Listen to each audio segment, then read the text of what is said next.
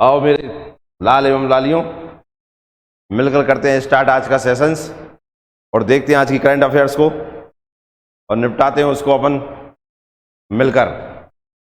तो आज का शानदार सेशन हम स्टार्ट करते हैं। तो स्वागत है आपका बीएससी इंस्टीट्यूट के यूट्यूब चैनल में। और देखिए आज का पहला क्वेश्चन। तो आज का पहला क्वेश्चन है, प्रथम प्रोफेसर जयशंकर कोथापल्ली विशिष्ट साहित्य पुरस्कार। इसका नाम ये भी हो सकता है, प्रथम प्रोफेसर जयशंकर पुरस्कार से किसे सम्मानित किया गया है, या प्रथम प्रोफेसर जयशंकर कोथापल्ली विशिष्ट साहित्य पुरस्कार से किसे सम्मानित किया गया है। चंद्रकांत कुमार, जगदीश वर्मा, प्रोफेसर एन गोपी, अशोक मेहता। देखिए ये जो पुरस्कार है, ये जो दिया जा रहा है साहित्य पुरस्कार जो है, वो हर किसी को नहीं, जिसने साहित्यिक क्षेत्र में महान उपलब्धियां हासिल कर ली हैं, उन लोगों के बीच में ये पुरस्कार दिया जाता है। किसी नए साहित्यकार को ये पुरस्कार नहीं दिया जाता है। जो महान साहित्यकार है, जिनने बहुत सारी उपलब्धियां हासिल कर ली हैं, उनको ये पुरस्कार दिया जाता है। तो ये नाम ऐसे साहित्यकारों के लिखे हैं जो अपने आप में विशिष्ट हैं। इन विशिष्टों में कोई एक विशिष्ट है जिसे ये पुरस्कार दिया गया है। तो बताइए पुरस्कार किसको दिया गया है और ये पुरस्कार की शुरुआत किसने करी है। बताइए आंसर क्या होगा इसका, बताना मेरे लाल एवं लाली, उसका आंसर क्या है। तो देखिए इसका आंसर क्या होगा। हम जो क्वेश्चन देख रहे थे, प्रथम प्रोफेसर साहित्य पुरस्कार से किसे सम्मानित किया गया है, तो इसका आंसर क्या होगा। पहले तो ये बात आती है कि ये पुरस्कार कौन देता है। तो पहले इसको देख लेते हैं, ये पुरस्कार कौन दे रहा है। ये पुरस्कार देता है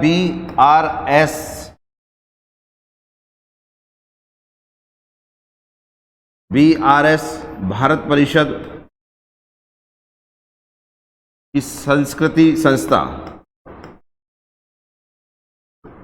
संस्कृति जो संस्था है इसकी BRS भारत परिषद की, और ये संस्था या जो परिषद ये कहाँ की है, ये तेलंगाना की है। ठीक है ना। ये संस्था ये पुरस्कार देती है और इसने पहली बार जो पुरस्कार देना चालू किया है। तो ये पहला ही पुरस्कार किसको मिला है, तो ये जो पहला पुरस्कार मिला है वो मिला है प्रोफेसर एन गोपी। किसको मिला है, प्रोफेसर एन गोपी। कौन सी सरकार किसके राज्य द्वारा दिया जाता है, तेलंगाना सरकार की एक परिषद है, BRS भारत परिषद की संस्कृति संस्था द्वारा ये पुरस्कार दिया जाता है, जिसका नाम है प्रथम प्रोफेसर जयशंकर कोथापल्ली विशिष्ट साहित्य पुरस्कार। आपसे ये भी पूछ सकता है इसमें कौन सा राज्य पुरस्कार दे या किस राज्य से ये संबंधित है, तो तेलंगाना से ये संबंधित है ये पुरस्कार। ठीक है ना। इसका आंसर हो जाएगा प्रोफेसर एन गोपी। अच्छा, मैं 2 क्वेश्चन और पूछ रहा हूँ, आप इसी के साथ में इसका आंसर देना। अंतरराष्ट्रीय इंटरनेशनल बुकर पुरस्कार 2023 किसको मिला है, और एक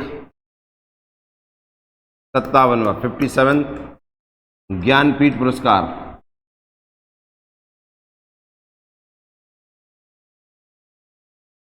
ज्ञानपीठ पुरस्कार ये मैंने पढ़ा दिए आपको। आप बताओ ये पुरस्कार किसको मिला है।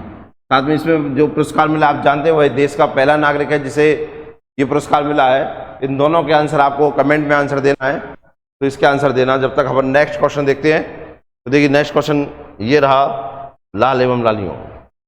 जून 2023 में किस देश में जापानी वास्तुकार टोयो इटो ने, एक बेहतरीन क्वेश्चन है ये, ने क्या किया है। देखिए टोयोटो ने गया एशिया की सबसे बड़ी लकड़ी की इमारत तैयार की है। गया क्या है, इस बिल्डिंग का नाम है। काय की बनाई है इसने, एशिया की सबसे बड़ी लकड़ी की इमारत, एशिया की सबसे बड़ी लकड़ी की इमारत जिसका नाम है क्या, किसने तैयार किया है, टोयो इटो। वो कहाँ के हैं, जापानी वास्तुकार हैं। आर्किटेक्चर कहाँ के हैं, जापान के हैं। कहाँ पे तैयार किया है ये आपको बताना है। तो बताइए क्या आंसर होगा इसका। चीन, जापान, भारत, सिंगापुर, कहाँ पर ये लकड़ी की सबसे बड़ी इमारत बनाई है।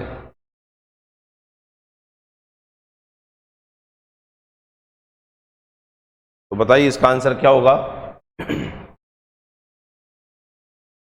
इसमें ये बिल्डिंग का नाम है क्या, गया नाम क्या नाम की ये जो बिल्डिंग है जो काय से बनाई है, लकड़ी की बनी है, तो इसका आंसर क्या होगा बताइए।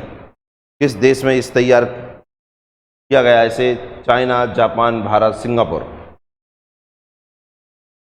देखिए इसमें जो टोयो इटो हैं इन्हें 2013 में पुलित्जर पुरस्कार मिल चुका है। पुलित्जर नहीं, सॉरी, पुलित्जर यार, पुलित्जर पुरस्कार मिला है 2013 में। ये पुरस्कार जो है इसे हम वास्तुकला का नोबेल पुरस्कार कहते हैं। वास्तुकला का नोबेल पुरस्कार कहलाता है, के नाम से जाना जाता है। वास्तुकला आर्किटेक्चर क्षेत्र का सबसे बड़ा पुरस्कार कहलाता है कौन सा? प्रित्जर पुरस्कार, प्रित्जर पुरस्कार। तो किसको 2013 मिला था? टोयो इटो। ये भैया कहाँ के हैं अपने? ये जापानी भैया है, ठीक है ना। तो बताइए इसका आंसर क्या है? इन्होंने एक बिल्डिंग बनाई है और जो काय की है पूर्णतः लकड़ी की बिल्डिंग है। तो वो कहाँ बनाई है? इन्होंने बनाई है सिंगापुर में। सिंगापुर में बनाई है। तो एक चीज अगर याद हो आपको तो मुझे बताइए, भारत के एक राजा का जो महल था वो भी लकड़ी का था, और जिस जमाने में वो था उस जमाने में विश्व में सबसे सुंदर महल वही कहलाता था। इसका वर्णन एक किताब में किया गया है। तो वह राजा कौन था, वह किताब कौन थी, वह किताब किसने लिखी थी? 3 क्वेश्चन। लकड़ी का सबसे सुंदर महल जिसे देखने के लिए दूर दूर से लोग आते थे, अजूबा कहते थे, और वो एक मंजिल नहीं 3-4 मंजिल उस समय बनाया हुआ लकड़ी की इमारत थी, लकड़ी का महल था जिसे बनाया गया था। किसका वो महल था? उसका वर्णन किस लेखक ने अपनी किताब में किया है? अगर आपको जानकारी हो तो बताइए। भारत में ऐसा राजा हुआ है, भारत में ही उसको बनाया गया है, तो बताइए कहाँ था। अगर आपको आता है तो बताइए, नहीं तो अभी हाल अपन बताते हैं और सॉल्व करते हैं। नेक्स्ट क्वेश्चन देखिए। जब तक देखिए ये बिल्डिंग है, ये पूर्णतः लकड़ी की बनी हुई बिल्डिंग है। इसमें जो लगा है उस मतलब सीमेंट तो लगता है, लेकिन मेनली इसमें जो लगा है वो काय की बनी है? ये पूरी लकड़ी की बनी है। ये कहाँ पर बनाई गई है? इसे सिंगापुर, सिंगापुर, ठीक है ना। किस व्यक्ति ने बनाया? आर्किटेक्चर कहाँ का है? जापान का।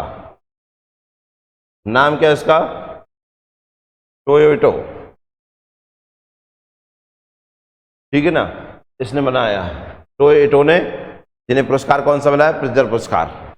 नेक्स्ट क्वेश्चन देखते हैं। जब तक मैं जो पूछा उसका आंसर बताइए। अभी हाल अपना आंसर देखते हैं उसका। देखिए एक और मैं आपको बताना चाहता हूं।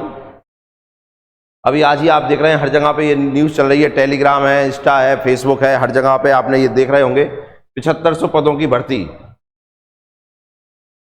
7500 पदों की के लिए निकलने वाली कांस्टेबल भर्ती निकलने वाली है। पिछले 4-5-6 महीनों से इसका इंतजार है और हर महीने लगता है आने वाली है। लेकिन आप जानते हैं कि इस साल मध्य प्रदेश में चुनाव है, तो उसके पहले इसको भर्ती होना है और अब समय भी नहीं बचा है। तो ऐसा मान रहा है कि इसका पेपर सितंबर में होगा, पेपर इसका सितंबर में होगा। तो आप जानते हैं जून तो खत्म ही होने को है, जुलाई अगस्त 2 महीने बचे हैं।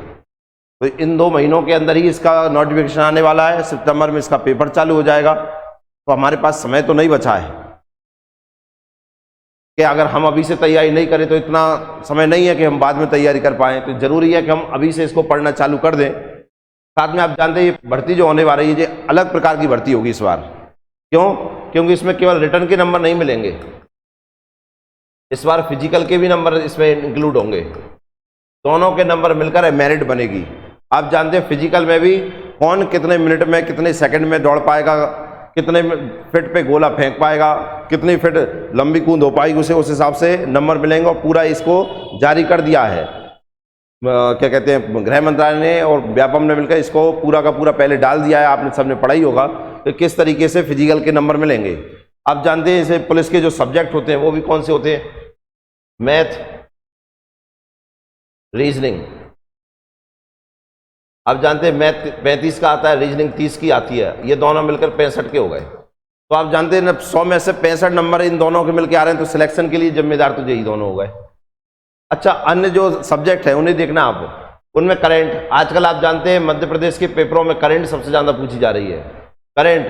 फिर आप जानते हैं इंडियन जीके जो है, स्टैटिक जीके आती है, जो भी जीके आती है, प्लस साइंस और प्लस एमपी, ये सब मिलकर आएगा। और ये कितने नंबर का आएगा? ये 35 नंबर का आएगा। तो आप जानते हैं इनसे ज़्यादा ये ज़्यादा इंपॉर्टेंट है मैथ और रीजनिंग। तो आपको तैयारी अभी से लग जाना पड़ेगा इस तरीके से कि इन सब की मेहनत हो जाए और टाइम पे हम कंप्लीट कर पाएँ। पिछले साल आप जानते हैं इससे पहले जो भर्ती आई थी वो 6000 भर्ती आई थी, इस बार 7500 भर्ती आ रही है, 1500 बढ़कर आ रही है भर्ती। और इसमें आप देख सकते हैं जो जीडी के पद हैं वो 7090 हैं। बाकी सहायक उपनिरीक्षक 14 पद है, प्रधान आरक्षक कंप्यूटर, इनमें कंप्यूटर डिप्लोमा मांगते हैं, इसमें आप जानते हैं 10th पास मांगते हैं, 18 उम्र होना चाहिए। ऐसे करके ये टोटल पर 7500 हो रहे हैं। एक ये कांस्टेबल भर्ती। दूसरा आप देखिए इसमें लिखा है सब इंस्पेक्टर के पदों पर भी भर्ती आ रही है। इसमें 500 पद किसके आ रहे हैं? सब इंस्पेक्टर के आ रहे हैं इसमें। अब इसमें भी आप जानते हैं कि इसमें भी फिजिकल के नंबर जुड़ सकते हैं। चर्चा ये भी है कि इसका सिलेबस भी चेंज हो सकता है या जो भी होता है। आप जानते हैं जब नोटिफिकेशन आएगा और पेपर जो है उसके बीच में तैयारी के लिए समय नहीं मिल सकता है, इतना कम समय रहता है कि उतने में तैयारी नहीं हो सकती है। फिर हम ये सोचते हैं कि कम मिल जाए हम और अपना काम चल जाए। तो आप जानते हैं काम चलने मिलने से तो होता नहीं है। और दूसरा एक और आपको पता ही होगा कि अब जो पेपर आते हैं, अब जो पेपर का तरीका है और जो क्वेश्चन आने का तरीका है, तो पहले आपने देखा होगा कि आप बहुत सारे क्वेश्चन कर जाइए, हर सब्जेक्ट के क्वेश्चन कर लीजिए, उन्हीं में से आपने देखा हो ऐसा कैसा एडिस छप जाता था, संख्या तक नहीं बदलती थी, ऐसा कैसा आ जाता था कॉम्पिटिशन में 6-7 साल 5 साल पहले। अब आप देखते हैं एक सवाल रहता है, उसे इतना घुमाकर दिया जाता है कि हम आते हुए भी उस सवाल में अटक जाते हैं। इसलिए जरूरी है कि हम अभी से मेहनत करें और इतनी प्रैक्टिस करें कि हर एक सवाल बन जाए हमसे। और इस बार तो आप जानते हैं कि हमें रिटन प्लस फिजिकल दोनों मेहनत करनी पड़ेगी। तो मेरा तो आपसे ये कहना है कि आप फिजिकल के लिए अभी से स्टार्ट कर दें। अभी से स्टार्ट का मतलब ये नहीं कि फिजिकल में ही लग जाएं पूरे, अभी से आप बस इतना सा कर दें कि चलना फिरना, गोला फेंक, लंबी कूद, वार्म अप तरीका का जिसे हम कहते हैं ना, वो करना चालू कर दें अभी से फिजिकल के लिए, ठीक है ना। और बाकी रिटर्न की तैयारी हम मिलकर करते हैं। इसके लिए देखना आप ऑफलाइन प्लस ऑनलाइन दोनों तरीके के अपने पास बैच है,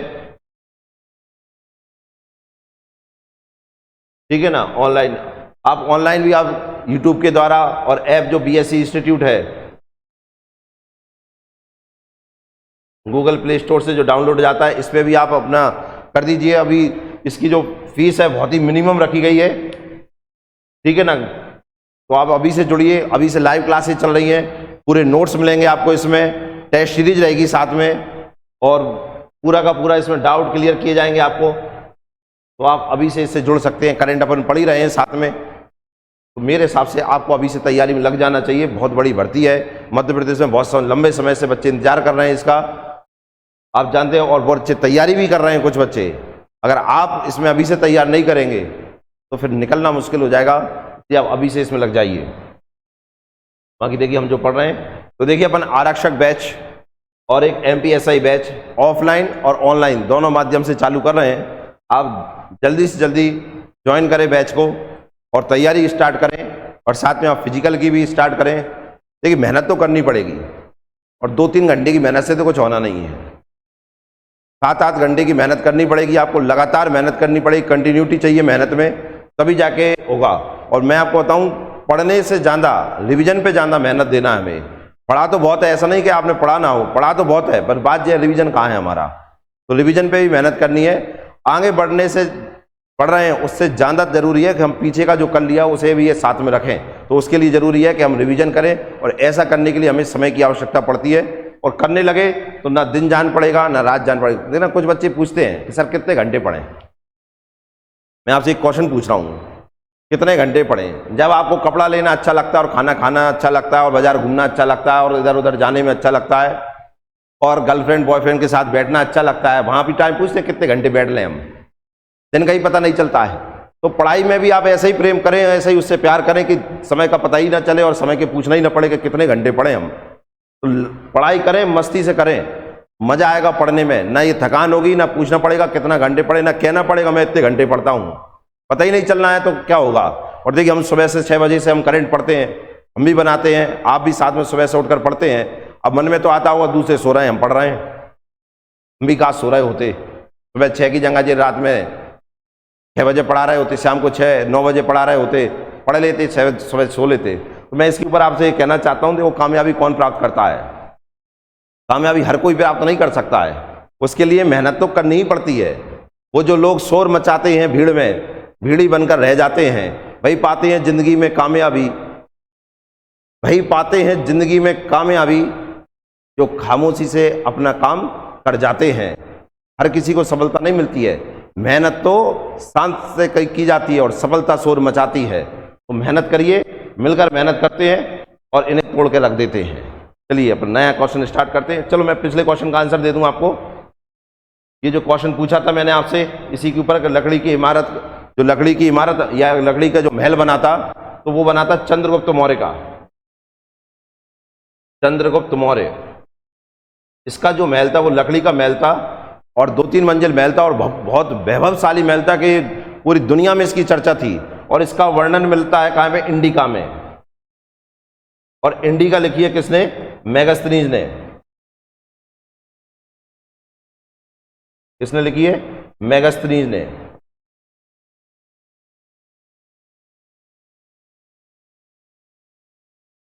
मेगास्थनीज ने लिखी है, ठीक है ना। अब जानते हैं जैसे इतिहास का पिता किसे कहते हैं? हेरोडोटस को कहते हैं। ऐसे भारत के इतिहास का पिता कहलाता है कौन?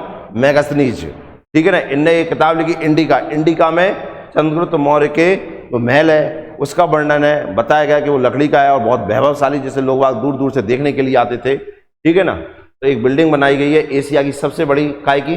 लकड़ी की। कहां पर बनाई गई है? सिंगापुर में। चलिए नेक्स्ट क्वेश्चन देखते हैं अपन। नेक्स्ट क्वेश्चन है अपना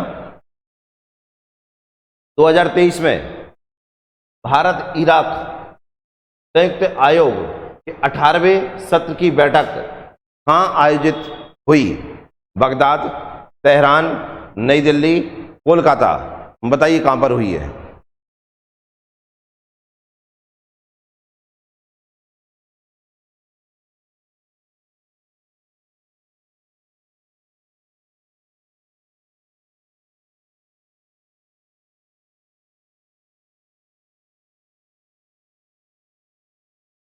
तो देखना इसका आंसर हम, जो इराक है, इराक के उप प्रधानमंत्री और भारत के गैस एवं पेट्रोलियम मंत्री,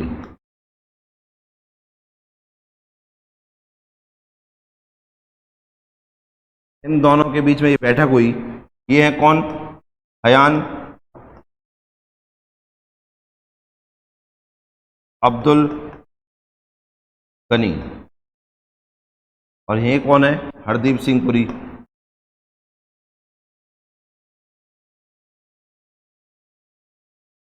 ठीक है ना। इन दोनों ने मिलकर बैठ के ये 2023 में भारत इराक संयुक्त आयोग के 18वें सत्र की बैठक करी, ठीक है ना। अब आप जानते हैं ये वहाँ के तेल मंत्री भी हैं, ऑयल मिनिस्टर। इन दोनों बैठकर एक दूसरे के देश एक दूसरे का सहयोग दे सके और तेल की पूर्ति की इसमें बात की गई। तो ये मीटिंग कहाँ पर हुई है वो बताना है। तो ये मीटिंग हुई है न्यू दिल्ली में। कहाँ पर हुई ये मीटिंग? न्यू दिल्ली। आप जानते हैं जो इराक है, इराक की कैपिटल क्या है? इराक की कैपिटल है बगदाद और जे कैपिटल है ईरान की, तेहरान। जब बगदाद से अगर आपको एक ध्यान आ रहा हो, एक व्यक्ति का ध्यान आ रहा हो, सद्दाम हुसैन, जो तानाशाह था यहाँ का, सद्दाम हुसैन।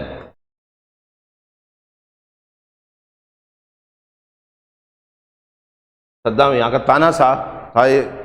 इसके लिए मारने के लिए, पकड़ने के लिए अमेरिका ने एक ऑपरेशन चलाया था। उस ऑपरेशन का नाम था ऑपरेशन रेड डाउन। ये ऑपरेशन चलाया था सद्दाम हुसैन को पकड़ने के लिए। और आप जानते हैं फिर 2016 में इसे फांसी दे दी गई थी सद्दाम हुसैन को, ठीक है ना, अमेरिका में।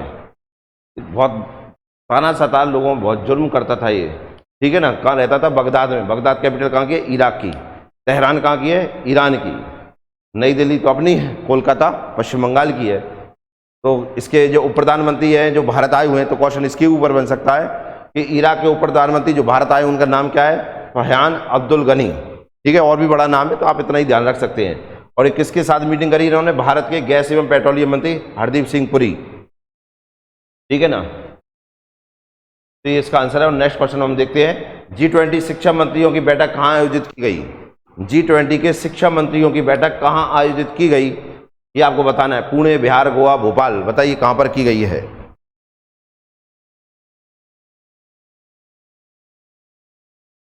तो देखिए इसका आंसर, G20 शिक्षा मंत्रियों की बैठक कहां आयोजित की गई? तो ये आज आयोजित कहां की गई है? ये आयोजित की गई है पुणे में। पुणे में आयोजित की गई है G20 के शिक्षा मंत्रियों की बैठक। और सबसे पता है इसमें क्या है, अभी आप जानते हैं जो भारत के प्रधानमंत्री हैं वो अमेरिकी दौरे पर हैं, तो उन्होंने इस सभा को वहीं से संबोधित किया है। कहां से? अमेरिका से, ठीक है ना, वीडियो के द्वारा संबोधित किया है। और इसके द्वारा उन्होंने बताया कि भारत में 10,000 अटल टिकरिंग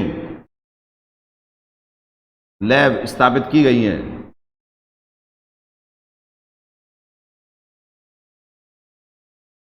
जिनमें कम से कम 75 लाख से ऊपर बच्चे पढ़ रहे हैं और विज्ञान के क्षेत्र में तरक्की के लिए, विज्ञान के क्षेत्र को और अच्छे से समझने के लिए इन लैबों में जाते हैं, इन लैबों के द्वारा अपना ज्ञान बढ़ा रहे हैं। तो ऐसे भारत में 10,000 अटल टिकरिंग लैब स्थापित किए गए हैं, ठीक है ना। अब ये चूंकि यहाँ क्यों बताया गया, देखो ये शिक्षा मंत्रियों की बैठक है तो बच्चों में शिक्षा बढ़ रही है, उसके लिए बताया गया इन टिकरिंग लैब में कौन जाते हैं? बच्चे जाते हैं अपने ज्ञान को बढ़ाने के लिए, ठीक है ना। तो भारत में 10,000 टिकरिंग लैब स्थापित की गई हैं। ये किसने जानकारी दी है? भारत प्रधानमंत्री जो अभी अमेरिकी दौरे पर हैं, तो उन्होंने इसको वहीं से संबोधित किया था। तो ये आंसर है पुणे। अच्छा, बिहार में भी आप जानते हैं G20 की मीटिंग हुई, लेकिन काय की मीटिंग हुई? श्रम सगाई समिट, ठीक है ना, ये यहां पर हुई। गोवा में भी आप जानते हैं G20 के पर्यटन समूह की बैठक की अंतिम बैठक हुई, यहां पर भी क्लियर है ना। भोपाल में भी आप जानते हैं, भोपाल में विज्ञान 20 सम्मेलन हुआ। और दूसरे आप जानते हैं कि भोपाल मध्य प्रदेश में है, मध्य प्रदेश के खजुराहो में G20 के संस्कृति समूह की बैठक हुई। और G20 का शिखर सम्मेलन अभी सितंबर में दिल्ली में भी होगा, तो इसका आप ध्यान रखना। G20 बारे में अपने देख लिया। ये शिक्षा, G20 शिक्षा मंत्रियों की बैठक, क्लियर है ना। नेक्स्ट क्वेश्चन देखते हैं हम अपना। दुनिया का पहला आइलैंड जो पूरी तरह से फोन मुक्त हो गया है, फोन मुक्त है, यहां जो जाएगा फोन नहीं चलाएगा, ठीक है ना, इसलिए ये पूरा फोन मुक्त आइलैंड हो गया है। दुनिया का पहला आइलैंड है, बताइए आइलैंड कौन सा है? आइसलैंड है क्या? ग्रीनलैंड है? उल्का टेमियो आइलैंड है या जावा द्वीप है? बताइए ऐसा कौन सा आइलैंड है जो पूरी तरीके से फोन मुक्त हो गया है?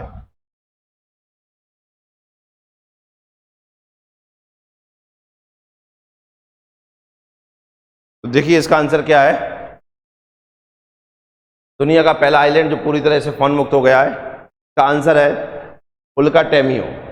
ये इसका आंसर है, उल्का टेमियो पूरी तरीके से फोन मुक्त हो गया है। यहाँ जो भी पर्यटक जाएंगे उनका फोन और उनका कैमरा ये उसने जमा कर दिया जाएगा। बिना कैमरा और फोन के ये वहाँ के पर्यटन का लुत्फ उठा सकते हैं। अब ये है कहाँ का? ये है फिनलैंड।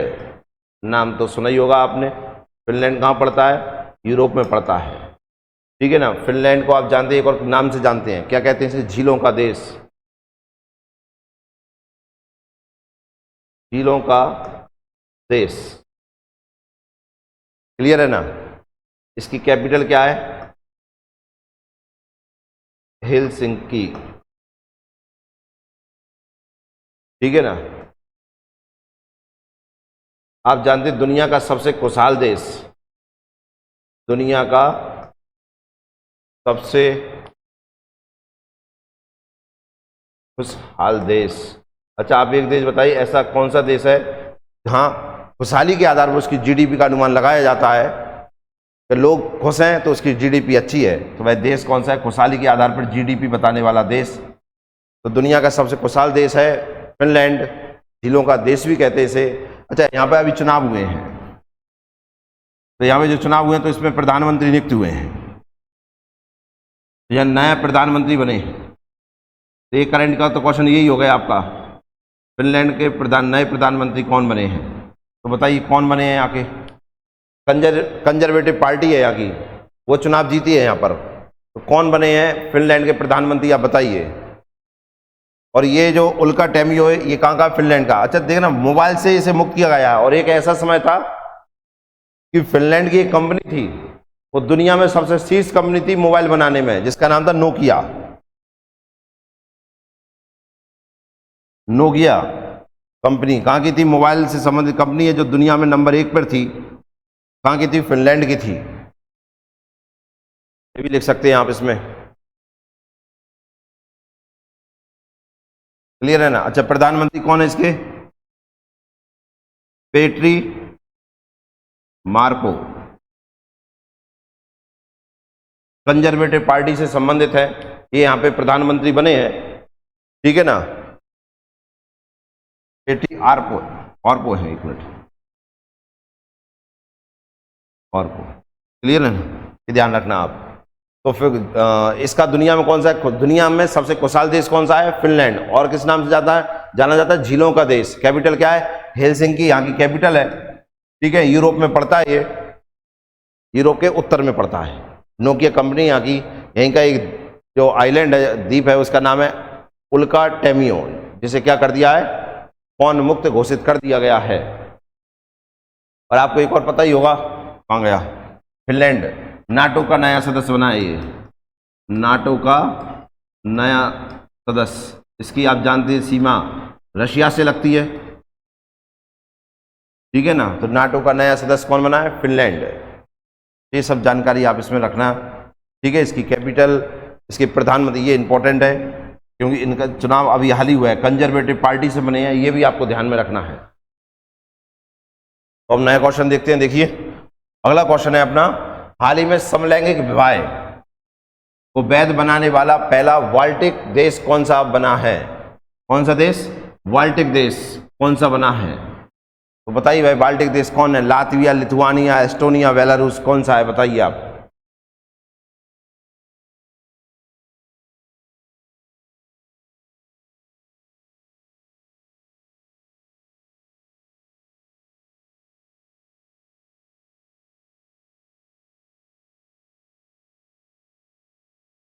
तो देखिए इसका आंसर देखते हैं, हाल ही में समलैंगिक विवाह को वैध बनाने वाला पहला बाल्टिक देश कौन सा बन गया है। देखिए इसी के साथ हम ये भी देख सकते हैं, दुनिया का पहला देश,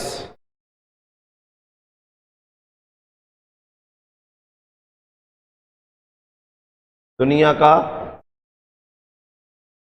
पहला देश देख सकते हैं समलैंगिक विवाह को अपनाने वाला, ठीक है ना। या यहां लिख देता हूं मैं, समलैंगिक विवाह को अपनाने वाला दुनिया का पहला देश। एक देख सकते हैं एशिया का पहला देश, एशिया का पहला देश कौन सा है? ठीक है, देखिए भारत में समलैंगिक विवाह की मान्यता नहीं है, लेकिन भारत में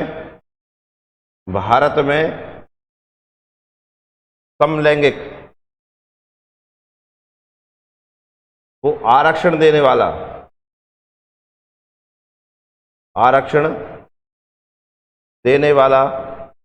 पहला राज्य कौन सा है? ये जान सकते हैं हम, ये जान सकते हैं और ये जान सकते हैं, ये तीन इसी के साथ में, ठीक है ना। ये तीन आंसर हमें पता करना है। तो हाल ही में समलैंगिक विवाह को बनाने समलैंगिक विवाह को वैध बनाने वाला पहला बाल्टिक देश है। तो उसका आंसर तो क्या, उसका आंसर है एस्टोनिया। एस्टोनिया बाल्टिक देश है और ये पहला देश है बाल्टिक का, एस्टोनिया, जिसने समलैंगिक विवाह को वैध बनाया है। ठीक है, एस्टोनिया। क्लियर है ना।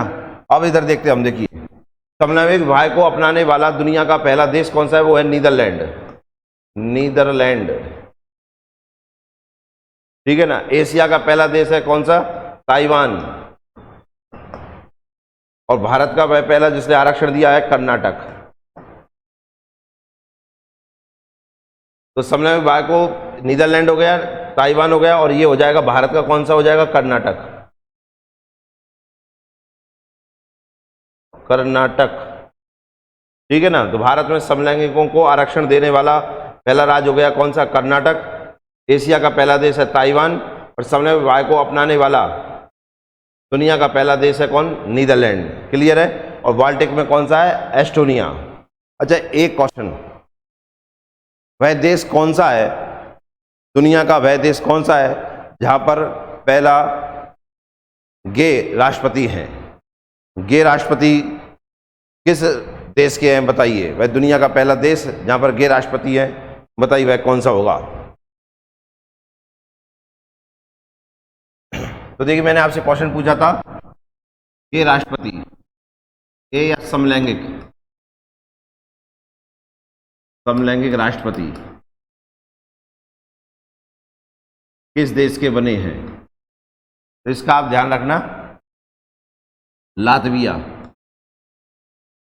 लातविया है, यहाँ के प्रेसिडेंट जो है वो गे है या समलैंगिक है, जिनका नाम है क्या, एडगर रिंकेविक्स।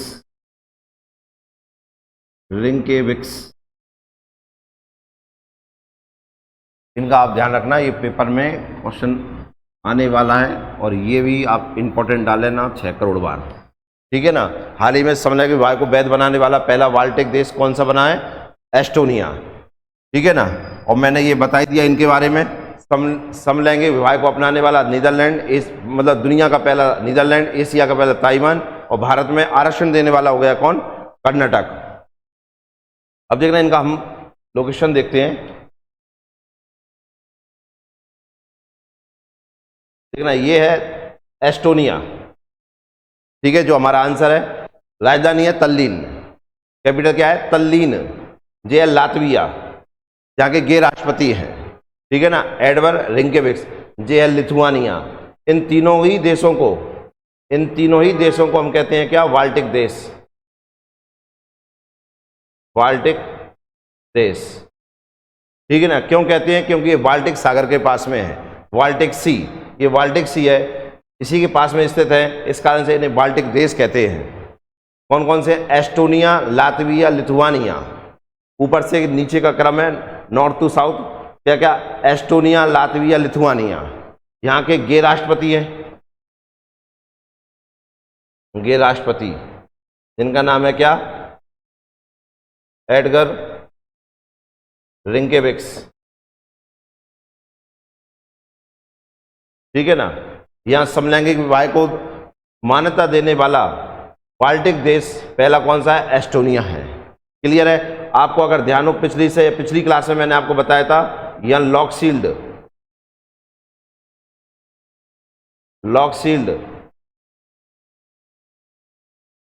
साइबर सुरक्षा अभ्यास किया गया था। दुनिया का सबसे बड़ा साइबर सुरक्षा अभ्यास लॉकशील्ड कहाँ हुआ था, एस्टोनिया में हुआ था। ठीक है ना। देखिए, हम ये सब कहाँ में पढ़ रहे हैं, यूरोप में पढ़ रहे हैं, और यूरोप को एक नाम से और जाना जाता है, प्रायद्वीपों का प्रायद्वीप। प्रायद्वीपों का प्रायद्वीप कहते हैं। नंबर ऑफ पेनिसुला, प्रायद्वीप को इंग्लिश में क्या कहते हैं, पेनिसुलियन कहते हैं। क्या मतलब होता है, प्रायद्वीप का मतलब क्या होता है, जो तीन ओर से पानी से, जो भूमि तीन ओर से पानी से घिरी हुई होती है, उन्हें से कहते हैं प्रायद्वीप। जैसे आप देख रहे हैं, ये स्पेन और पुर्तगाल, ये 1, 2 और 3 साइड से पानी से घिरी हुई है, तो ये भी क्या होगा, ये एक प्रायद्वीप पर है। इस प्रायद्वीप को क्या कहते हैं, आइबेरियन प्रायद्वीप कहते हैं, आइबेरियन प्रायद्वीप, आइबेरियन प्रायद्वीप या आइबेरियन पेनिसुला कहते हैं। ऐसे ही आप देखिए, इनको देखिए, इन दोनों को,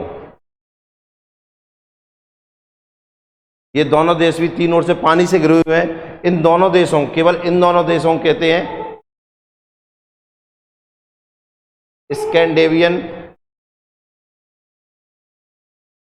प्रायद्वीप कहते हैं इसको। और स्कैंडेवियन प्रायद्वीप पर दो देश हैं, स्कैंडेवियन प्रायद्वीप पर केवल दो देश हैं, नॉर्वे और स्वीडन। लेकिन अगर क्वेश्चन ऐसा आता है, स्कैंडेवियन देश आते हैं, तो फिर आंसर बदल जाएगा। देखो, देश और प्रायद्वीप में अंतर होता है। प्रायद्वीप का मैंने बताया क्या, जो तीन ओर से पानी से घिरा हुआ है, और हम देख रहे हैं क्या, स्कैंडेवियन देश, तो फिर वो देश हो जाएंगे। देखिए, एक तो नॉर्वे हो जाएगा,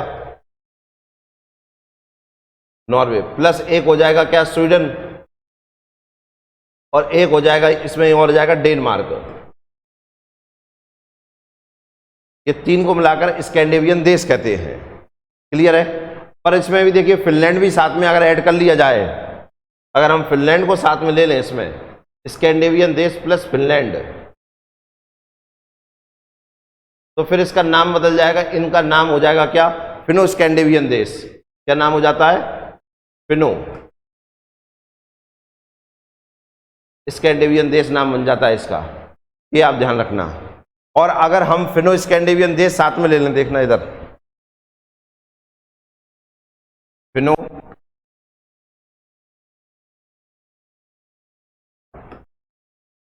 स्कैंडेवियन, तो आप जानते कितने देश हो गए, देश हो गए कितने, नॉर्वे, स्वीडन, डेनमार्क, फिनलैंड, चार देश हो गए। चार देश आते हैं फिनो स्कैंडेवियन में। अगर हम इसमें किसको जोड़ दें, आइसलैंड को जोड़ दें, आइसलैंड, एक ही आप जो देख रहे हैं, ये है क्या, फेरोद्वीप, फेरोद्वीप, फेरोद्वीप। अगर ये सब मिला दें हम,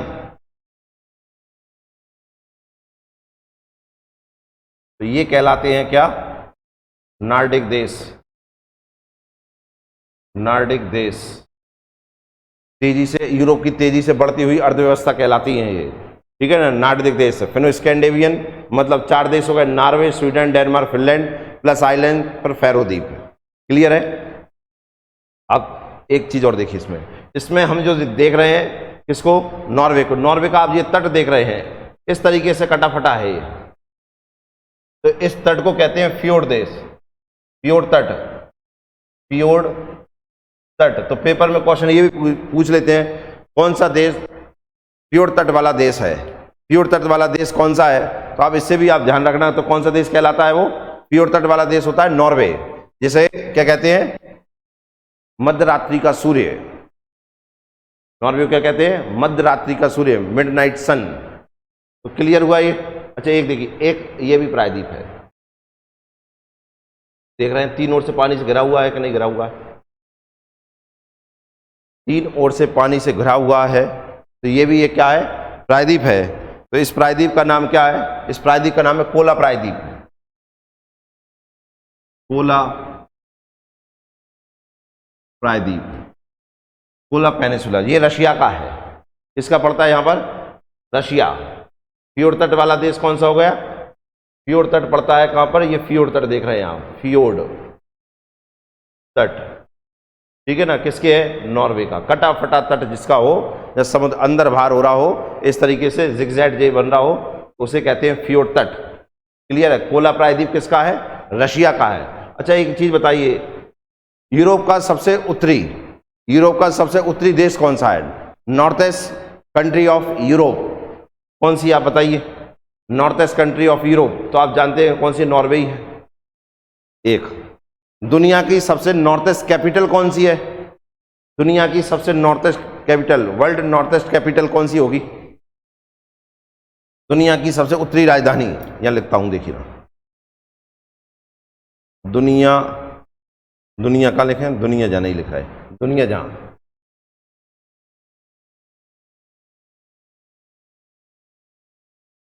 दुनिया की सबसे उत्तरी राजधानी, वर्ल्ड नॉर्थेस्ट कैपिटल, तो वो हो जाती है कौन सी? रिकजेविक।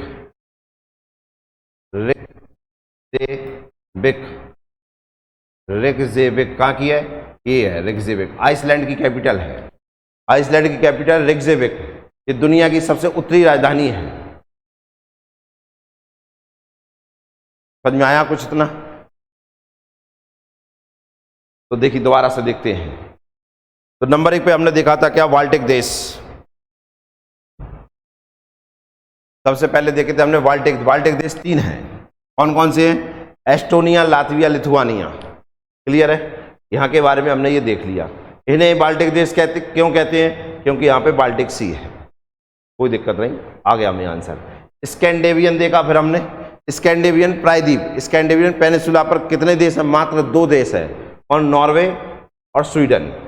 प्रायद्वीप शब्द आता है तो ठीक है ना, शब्दों का ही खेल है कॉम्पिटिशन में, सब पे ही ध्यान है तो आंसर सही है, नहीं तो सब सही और सब गलत ही लगता है।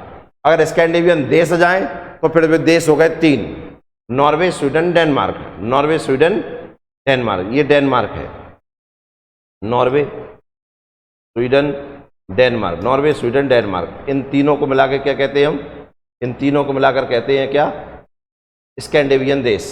अगर इसमें फिनलैंड को भी शामिल कर दिया जाए, 1 2 3 4 शामिल हो जाए तो कहलाता है क्या? ये फिनो स्कैंडेवियन देश। क्या कहलाते हैं ये? फिनो स्कैंडेवियन देश। अगर इन चारों में 2 और जोड़ दें हम, कौन? आइसलैंड और फेरो द्वीप। ये आइसलैंड है, ये फेरो द्वीप है, इन्हें जोड़ दिया जाए तो बन जाता है कौन सा फिर? नॉर्डिक देश, नॉर्डिक कंट्री, जो यूरोप की सबसे तेज बढ़ती हुई अर्थव्यवस्थाओं कहलाती हैं, नॉर्डिक कंट्री। क्लियर है? मुझे लगता है इसमें समझ में आ गया। आपने स्पेन और पुर्तगाल का नाम सुना होगा। पुर्तगाली ने भारत में आए थे सबसे पहले, आप जानते हैं। यूरोप का वह देश जो भारत में सबसे पहले आया वो कौन था? ये पुर्तगाल था। ठीक है, वास्को डी गामा आया था यहाँ से। तो ये स्पेन और पुर्तगाल एक प्रायद्वीप पर है, उसका नाम है आइबेरियन प्रायद्वीप। क्या नाम है उसका?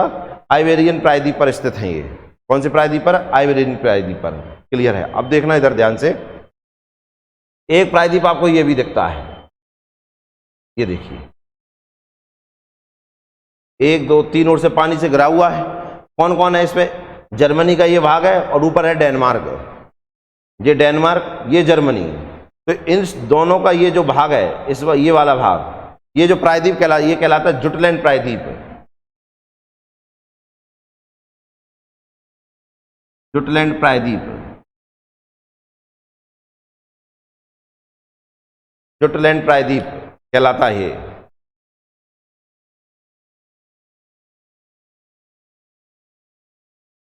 एक और देखिए यूरोप की समझदारी भी, यहाँ के लोगों की समझदारी, देशों की समझदारी भी देखिए आप। अपने इधर नहीं आ सकती। यहाँ 1 लाख साबुन है जो सफेद होती है, देखो। एक है जो नीदरलैंड। कौन सा देश? नीदरलैंड। तो ये पड़ गया नीदरलैंड।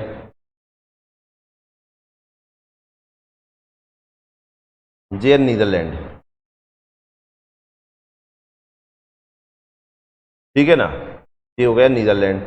ये जो पड़ता है ये है बेल्जियम। नाम तो सुना ही होगा बेल्जियम का आपने, ये बेल्जियम हो गया। और एक जो देश जो मैंने आपको पॉइंट बनाया है, ये कहलाता है लग्जमबर्ग। लग्जमबर्ग, LUX से आता है लग्जमबर्ग। तो एक ये बेल्जियम और एक ये नीदरलैंड। ये जो 3 देश देख रहे हैं आप, कौन कौन से? Netherlands, Belgium, Luxembourg. इन देशों के नाम देखिए, इनको कहते हैं बेनेलक्स। बेनेलक्स, बे से बेल्जियम, ने से नीदरलैंड, और लक्स से लग्जमबर्ग। तो इन तीनों देशों को कहते हैं बेनेलक्स। इनका एक नाम और है लो लैंड कंट्री। लो लैंड कंट्री कहलाती है। लो लैंड कंट्री विश्व की कहलाती है लो लैंड कंट्री। समुद्री तल से नीचे पर है, लो लैंड कंट्री कहलाती हैं। ठीक है, निम्न भूमि के देश कहलाते हैं। 3 देश, नाम है उनका क्या? बेनेलक्स। बे से बेल्जियम, ने से नीदरलैंड और लक्स से लग्जमबर्ग। बेल्जियम के आप जानते हैं राजधानी बेलारूस है, और बेलारूस में काय का हेडक्वार्टर है ये आप बता देना, ठीक है ना। 10 बार अपन ने पढ़ लिया इसको। लो सॉरी बेनेलेक्स हो गया, ठीक है ना, लोलैंड कंट्री हो गई ये। अब देखिए इधर जो लग्जमबर्ग यूरोप का एक बहुत छोटा सा देश है, पर अब यूरोप की समझदारी देखिए। इन पूरे यूरोप जो आप देख रहे हैं, पूरे यूरोप के जो लोग हैं, जो यहाँ के नेता हैं, यहाँ के जो संसद हैं, वो एक जगह बैठकर मीटिंग करते हैं और यूरोप के बारे में सोचते हैं। तो एक जगह बैठते हैं तो बैठने के लिए कोई स्थान होगा, तो एक संसद है जिसे कॉमन संसद कहते हैं पूरे यूरोप का। तो यूरोपियन यूनियन की कॉमन संसद लग्जमबर्ग कहलाती है, पूरे यूरोप की कॉमन संसद है, कहाँ कहलाती है? लग्जमबर्ग। ये लग्जमबर्ग है, ठीक है ना। आप अंदाजा लगाइए एशिया में ऐसा हो सकता है क्या? एशिया इसमें विचार कर सकती है क्या कि एशिया के सारे देश मिलकर ये सोचें कि बैठ के हम एशिया के बारे में सोचें? हमारे जहाँ तो पहले ये दिक्कत आई, वह बनेगी कितने, कहाँ का हेड कौन होगा, फिर भाई पे लड़ाई करेंगे, बनने का वो नहीं है, लेकिन चर्चा में हमेशा रहेगी, और बाकी कारण लड़ाइयाँ हो जाएंगी और मिट जाएंगे भी, बातें अलग है। पर यहाँ देखिए सारे देशों ने एक छोटे से देश में, यूरोपीय संघ की संसद कहलाती है क्या? लग्जमबर्ग। क्लियर है? तो ये हमने देखा यूरोप के बारे में।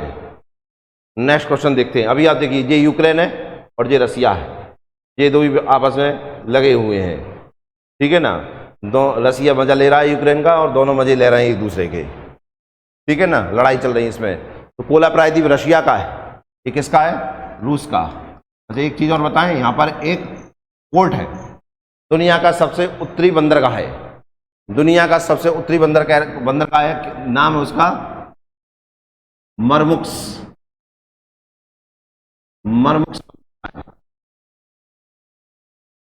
अब आप थोड़ा अंदाजा लगाइए कि ये जो रशिया है इसके ऊपर वाला भाग जो है पूरा का पूरा बर्फ से ढका रहता है 12 महीने।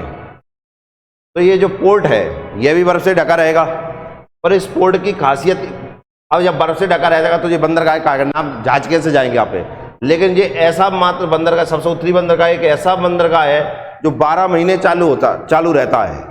तो मुझे बताइए फिर यहाँ बर्फ क्यों नहीं जमती?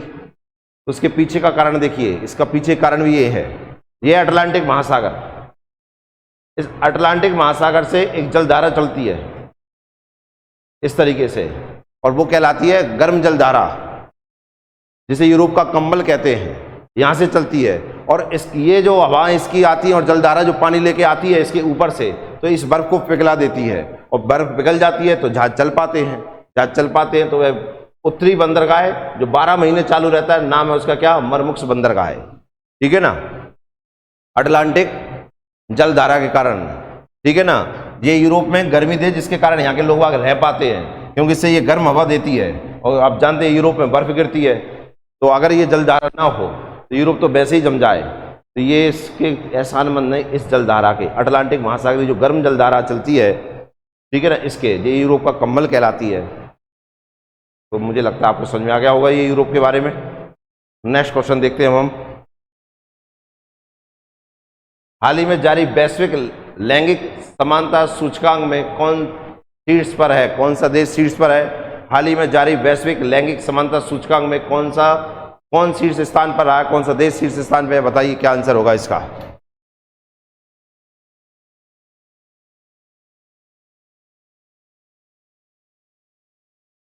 तो हमारा क्वेश्चन है वैश्विक लैंगिक समानता सूचकांक में कौन सा देश शीर्ष स्थान पर है? ठीक, मैं आंसर बता रहा हूं। बगल से ढोल निकल रहे हैं, शायद बारात निकल रही है। इधर हम पढ़ने जा रहे हैं समलैंगिक, इधर ब्याह हो रहे हैं समलैंगिक के अलावा दूसरे। ये ठीक है, लेकिन जी आप मत करना समलैंगिक विवाह, समलैंगिक विवाह। अच्छा समलैंगिक विवाह कर लेंगे जी। समलैंगिक विवाह का मतलब क्या है कि पुरुष पुरुष से और स्त्री स्त्री से, मोड़मोड़ी कहाँ से आएंगे? तो ये हमें बच्चों को गोद लेते हैं, ठीक है। और समलैंगिक का जो विवाह है इनके ऊपर पूरे देश चर्चा कर रहे हैं, प्रॉपर्टी के ऊपर, कि इन्हें प्रॉपर्टी कैसे रहेगी उनके ऊपर विचार कर रहे हैं, कैसे इन्हें रखा जाएगा, कैसे इनके क्या रहेगा इनका आगे का भविष्य, उसके ऊपर विचार भी कर रहे हैं। बाकी मैं आपको बताऊं, अब समलैंगिक विवाह है तो बच्चा तो होने से रहा, ठीक है ना। तो ये क्या करते हैं, बच्चे को गोद ले लेते हैं, क्या कर लेते हैं? गोद ले लेते हैं, ठीक है ना। तो अब आप ये मत कहना कि सर मजा आ गया, अब तो कोई दिक्कत नहीं है। यही सोच रहे थे कि बच्चा कैसे आएगा, पंचांग कैसे जाएगा, गोद ले लेंगे, अब ठीक ठाक है, ठीक है ना। तो भारत में मानता नहीं है, सीधे अंदर चले जाओगे दूसरी जगह, ना फिर बच्चे होंगे ना कोई मिलेगा। फिर तो समलैंगिक विवाह में बच्चा कैसे मिल सकता है, बच्चा गोद ले देते हैं। प्रॉपर्टी के अधिकार की बात चल रही है, सब देशों मिलकर इसके ऊपर बात करेंगे, क्लियर है ना। बाकी जो आवाज आपको अगर आ रही होगी पढ़ाते हुए में ढोल की या बैंड की या डीजे की, तो वो समलैंगिक विवाह नहीं हो रहा है, वो बढ़िया विवाह हो रहा है जो समाज मान्यता देती है। वहाँ मुड़मुड़ी जरूर होंगे, ठीक है ना। 1 साल बाद फिर ढोल बजेंगे, तब अपन मिठाई खाने जाएंगे कि मुड़मुड़ी होगा। अगला क्वेश्चन देखिए, हाल ही में जारी वैश्विक लैंगिक समानता सूचकांक में कौन सा देश शीर्ष स्थान पर है? आइसलैंड पहले स्थान पर है। अभी हमने देखी मैप में भी देखा था आइसलैंड, पहले मैं आपको बताऊं 146 देशों ने भाग लिया था, 146 देशों की रैंकिंग जारी की गई थी। भारत का भी कोई स्थान रहा होगा इसमें, तो भारत 127वें स्थान पर है। कौन जारी करता है इसको? World economic forum. कौन जारी करता है? World economic forum. इसका हेडक्वार्टर कहां पर है? इसका हेडक्वार्टर है स्विट्जरलैंड में, क्लियर है। ये लगातार 14 बार कौन? आइसलैंड वैश्विक लैंगिक समानता सूचकांक में सबसे टॉप पर रहा है। आइसलैंड कहां पर है? हमने अभी देखा था, ये आइसलैंड है। इसकी कैपिटल क्या है? रेक्सजेविक इसकी कैपिटल है, जो विश्व की सबसे उत्तरी राजधानी कहलाती है। अच्छा एक चीज और बता देते हैं उसको, और देखिए आप इसमें एक चीज और देखते हैं, बता कर देंगे, देखेंगे मिलके। देखो ये है लंदन, ये पड़ता है फिर वेल्स, और ये पड़ता है स्कॉटलैंड, ठीक है ना। ये हो गया लंदन, ये पड़ता है वेल्स, और ये पड़ता है स्कॉटलैंड, स्कॉट, क्लियर है ना। ये जो तीनों देश मिलकर बनाते हैं ग्रेट ब्रिटेन। क्या बनाते हैं? ग्रेट ब्रिटेन, क्लियर है ना। अगर इस ग्रेट ब्रिटेन में हम इस वाले को और जोड़ दें, ये वाला भाग दिख रहा है ऊपर वाला, इसे कहते हैं हम क्या? नॉर्थ या उत्तरी आयरलैंड, नॉर्थ आयरलैंड। ये अगर इसमें जुड़ जाए तो फिर इसका नाम बन जाता है यूनाइटेड किंगडम। तो यूनाइटेड किंगडम में 4 देश आते हैं, उन चारों देशों के नाम देखो। पहला हो गया लंदन, बोलो साथ में, पहला हो गया लंदन, दूसरा हो जाएगा वेल्स, तीसरा स्कॉटलैंड, और चौथा उत्तरी आयरलैंड। ये मिलकर कहलाते हैं क्या? United kingdom. अभी हमने जो पढ़ा उसका आंसर था आइसलैंड। देखिए नेक्स्ट क्वेश्चन देखते हैं हम, तो इसका आंसर क्या है? आइसलैंड। नेक्स्ट क्वेश्चन, देश के पहले मोटो जीपी रेसिंग इवेंट की मेजबानी कौन करेगा? देश के पहले मोटो जीपी रेसिंग इवेंट की मेजबानी कौन करेगा? मध्य प्रदेश, उत्तर प्रदेश, दिल्ली, हरियाणा। बताइए भाई कौन सा देश है जो इसे पहली बार आयोजित करेगा? क्या आंसर होगा इसका?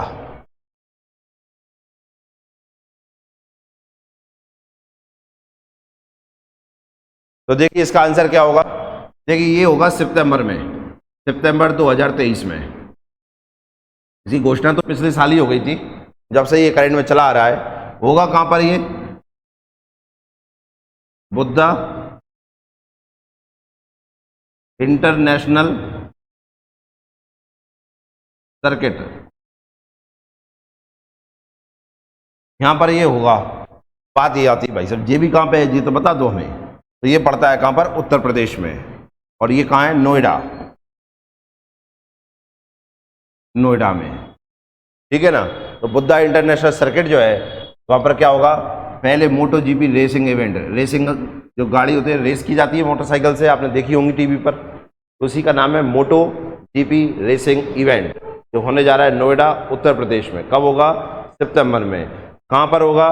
बुद्धा इंटरनेशनल सर्किट है, वहां पर ये होगा। नेक्स्ट क्वेश्चन देखिए, राष्ट्रीय फ्लोरेंस नाइटिंगेल पुरस्कार 2022-23 किसके द्वारा दिए गए? बताइए किसके द्वारा दिए गए? ऑप्शन है प्रधानमंत्री, ऑप्शन है राष्ट्रपति, ऑप्शन है स्वास्थ्य मंत्रालय, ऑप्शन है संस्कृति मंत्रालय। किसके द्वारा ये पुरस्कार दिए गए 2022 और 23 के एक साथ? बताइए।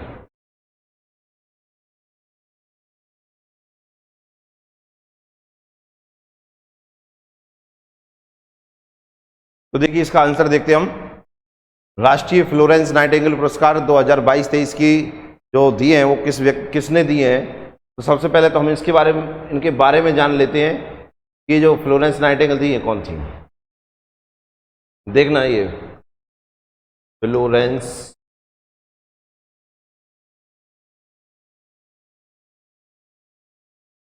नाइटिंगेल ये जो थी ये इटली की थी, ठीक है ना। दुनिया की पहली नर्स कहलाती हैं। क्या कहलाती हैं?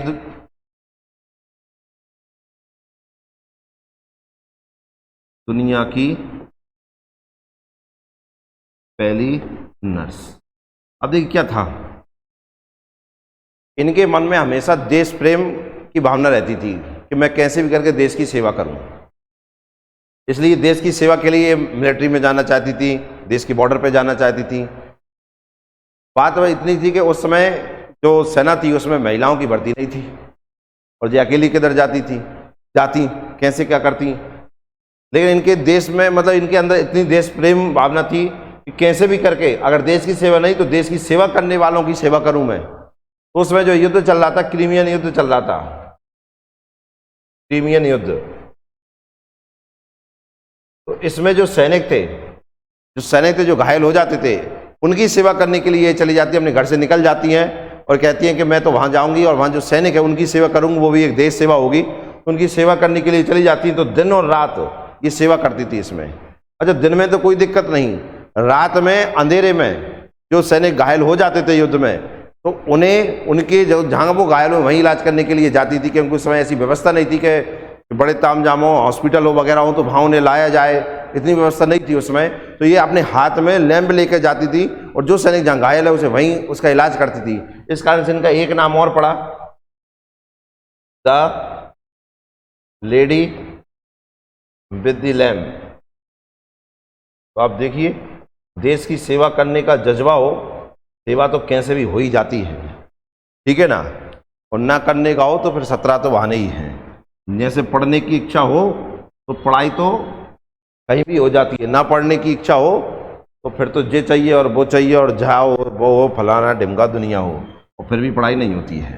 तो the lady with the lamp. अच्छा, अभी भारत सरकार भी देती है तो ये नर्सों के लिए ही दिया जाता है, भारत में दिया जाता है उत्कृष्ट नर्सिंग कर्मियों को, बेस्ट नर्सिस वर्कर्स को दिया जाता है, उनकी सेवा के लिए दिया जाता है। अच्छा, दोबारा सुनना इसका ध्यान से। भारत में इसकी शुरुआत कब से हुई? 1973 से स्टार्ट हुई। किसने स्टार्ट करी? तो भारत के स्वास्थ्य मंत्रालय ने इसको स्टार्ट किया।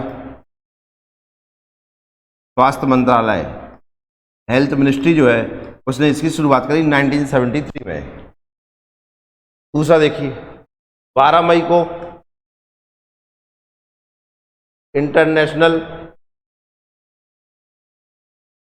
नर्सेस डे मनाया जाता है या नर्स डे मनाया जाता है। थीम क्या रही 2023 की?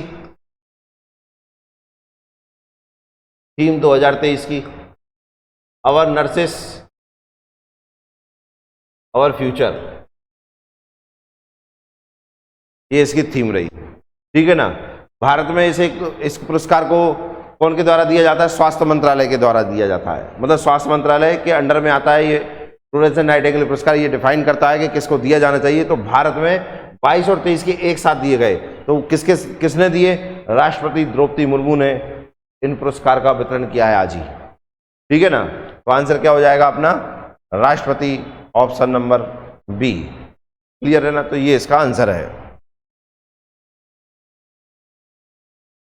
नेक्स्ट क्वेश्चन देखते हैं हम अपना। नेक्स्ट क्वेश्चन है index x summit. Very very important question. ये दो जो क्वेश्चन हुए हैं लास्ट के, वेरी वेरी इंपॉर्टेंट क्वेश्चन है। इंडेक्स एक्स समिट का आयोजन कहां किया गया? इंडेक्स एक्स समिट, देखिए इसका आंसर है अमेरिका। अभी नरेंद्र मोदी आप जानते हैं हमारे प्रधानमंत्री अमेरिका की यात्रा पर हैं, वहीं पे ये समिट हुई, इंडेक्स एक्स समिट, ठीक है ना। इंडेक्स एक्स समिट का मतलब देखो, IND फॉर इंडिया और US फॉर यूनाइटेड स्टेट, ठीक है ना।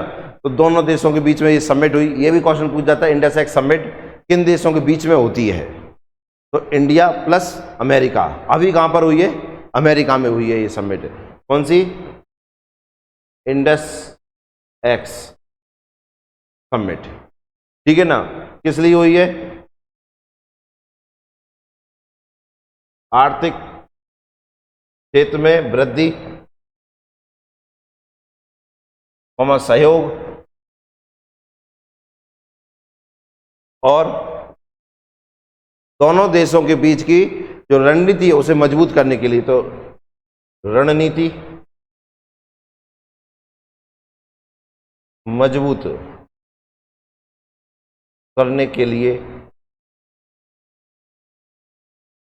ठीक है ना, उसमें इसमें विचार किया गया। तो किन देशों के बीच में हुई? भारत और अमेरिका के बीच में ये समिट हुई। क्लियर है ना? इंडस एक्स, देखिए इसमें ये समिट है, Indus x summit, Indus x summit, ये इंडस एक्स समिट है, ठीक है ना।